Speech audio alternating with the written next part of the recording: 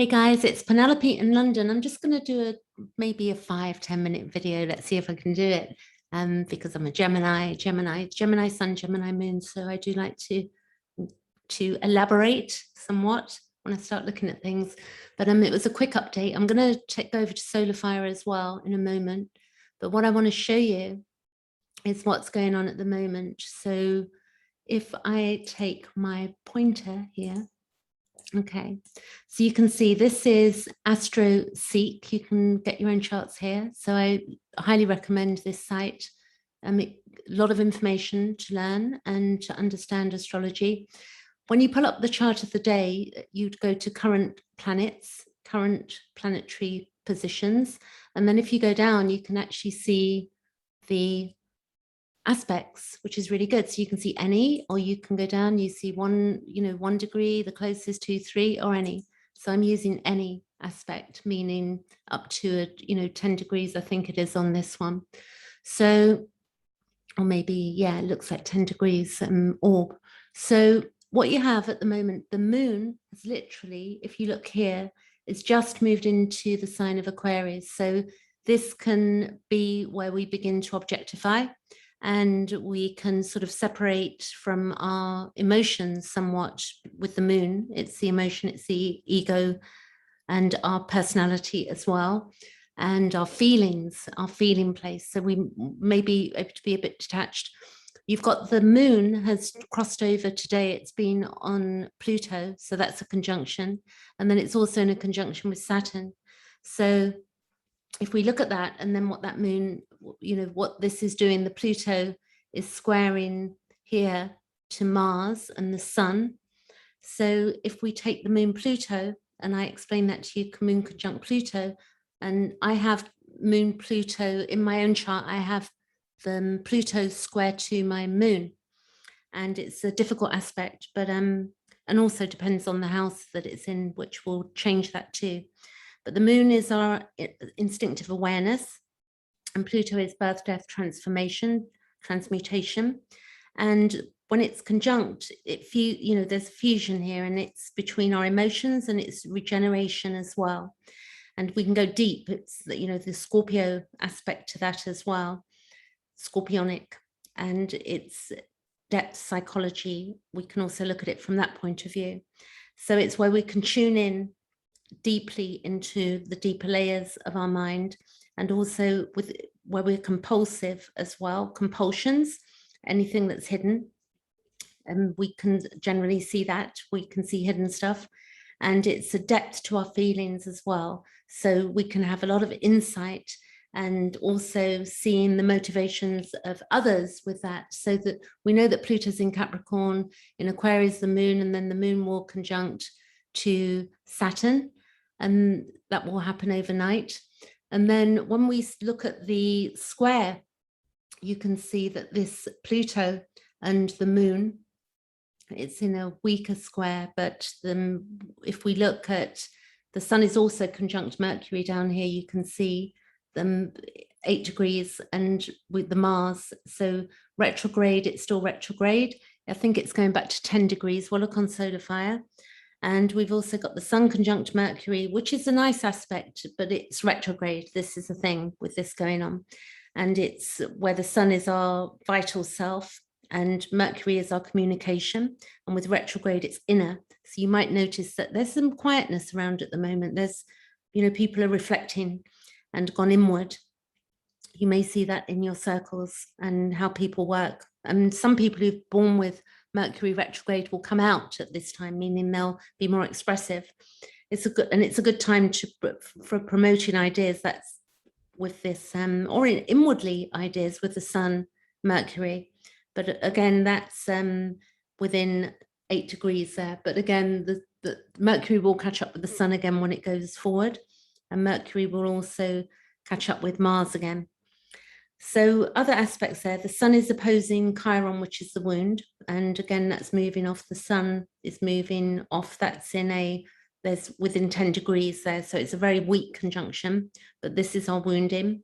And then we've got Chiron square here to the power of fortune, which I won't go into. That's a whole different world to look at in astrology. Mercury in the opposition to Chiron, you can see here, that's in a opposition, that's very close, that's within 2 degrees, so, or less.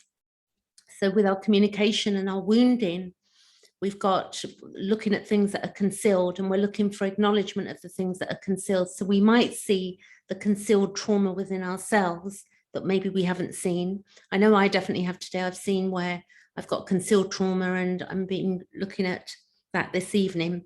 And then when it's in the opposition, it's where we uncover hidden concerns that have been walled away from us. And we can also, our patterns of behavior can be made more conscious as well with that. And then we can communicate that as well. But again, it's retrograde. And we've got Venus is opposing Lilith at the moment. So if we look at this, this is interesting. Let's take this orb. I'm going to show you to 3 degrees. And we'll go, let's see here. This is refreshing. So I'm making sure I'm sharing the right page actually. Yeah. So let's see, we've got Mercury retrograde, so the screen might take a bit of time. There you go. So we can see, if we look here, the planets that are in within 3 degrees of each other. The Sun is conjunct to Mars. The Sun is trine to Jupiter. The Sun is in an inconjunct with Neptune. So the Sun, when it's in an inconjunct, it's an uncomfortable angle. And Mercury is also in conjunct Uranus.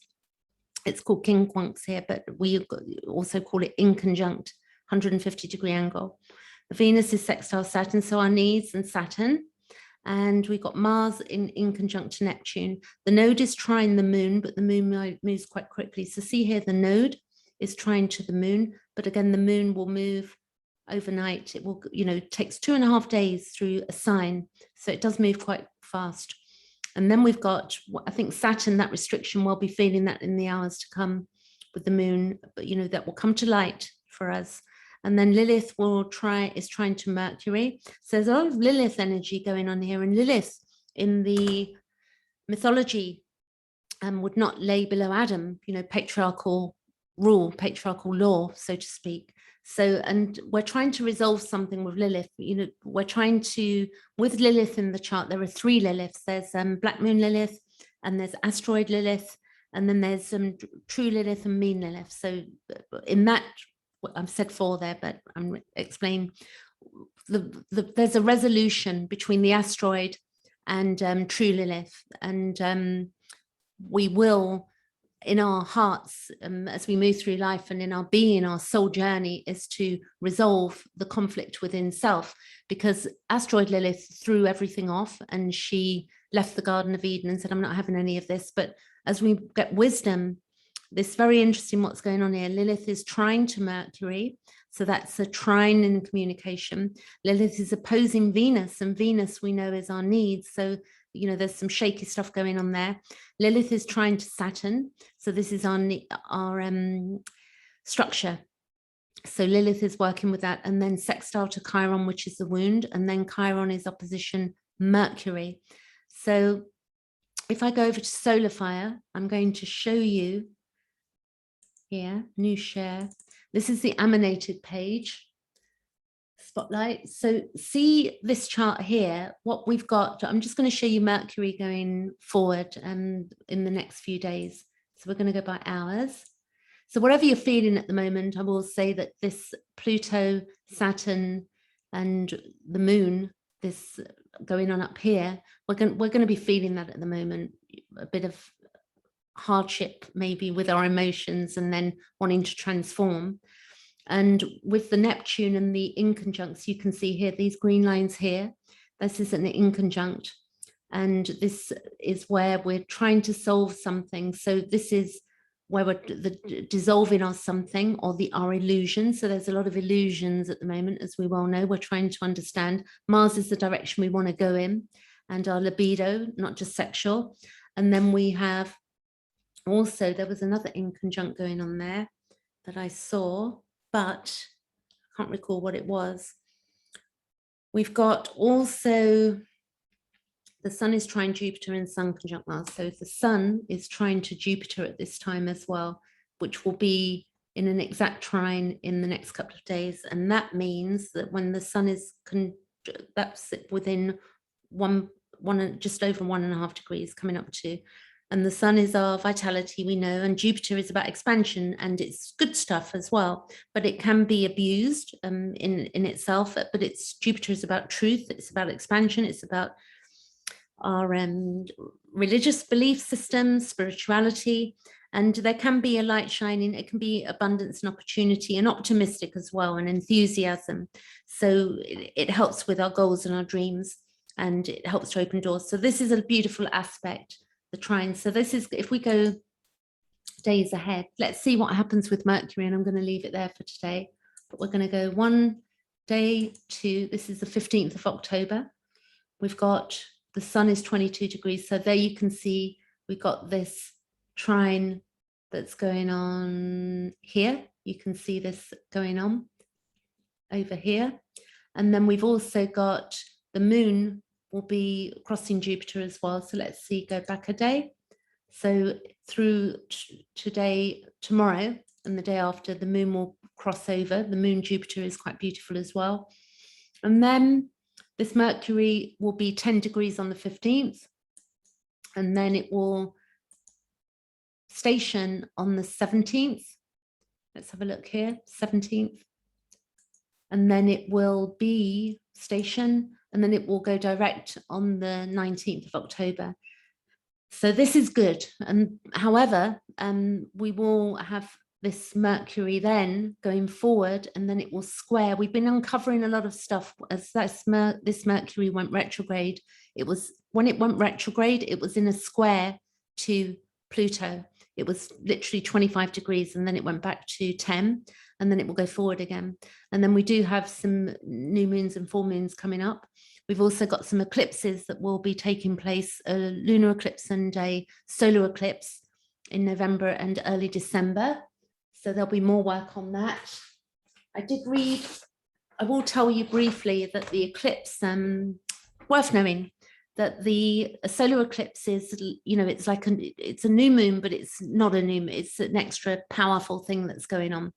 It's where it's a new chapter, and it's where we get to know ourselves better. It's like we sort of solve things within ourselves, and we discover our needs, and it's about something new starting as well. And it can be painful sometimes. It's not always, you know, an easy thing. When we discover something, something may need to be changed or discarded, or something changes for us. But it's something new, because it is, a solar eclipse is to do with what's new. And a lunar eclipse is like a full moon in many ways, but it's also with our inner world. It's full moon, and it's the culmination, and it's reaping what we've sown in the past. So it's like, as we move through, we sort of culminate something. It's a climax. It's something that's where we're resolving issues that maybe we've not been able to resolve, that have existed maybe for some time in our lives. And also these eclipses going what's called the Saros cycles, which I don't know heaps about at the moment. I've got a lot to learn. But also with eclipses, there can be very strong emotions, and the unexpected can happen as well. So what you want to do is you want to know what houses these are happening in for you, the eclipses, and you also want to know what aspects they're making to your own planets. So I've got a good run on these two eclipses coming up, and quite monumental for me in many ways. I believe so. So there you go. That's my update, and I'll be back with more in a couple of days. Thanks for watching. Catch you later.